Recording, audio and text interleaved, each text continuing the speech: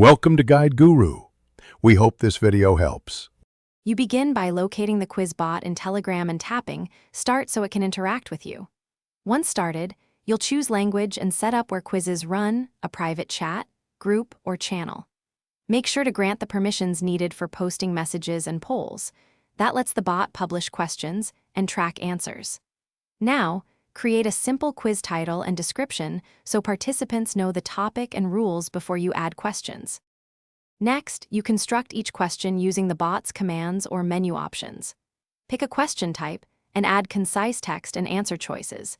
Include which choice is correct to enable scoring. You can set a timer in seconds to force quick responses and assign points per question, so ranking is automatic. Once done, use the shuffle option to randomize answers and preview a question to confirm timing and formatting are clear for participants.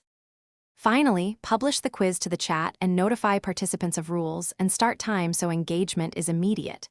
You'll monitor responses and the leaderboard. Make sure scoring behaves as you intended and adjust points or timers between rounds.